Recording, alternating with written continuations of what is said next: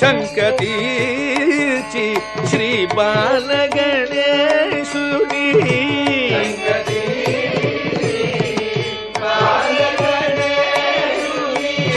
సంకటముల తొలగింపగ చేచిన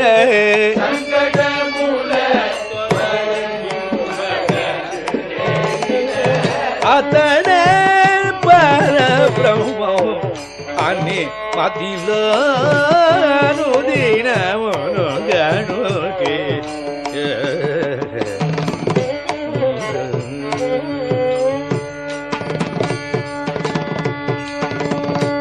Sachchidananda Guru Sachchidananda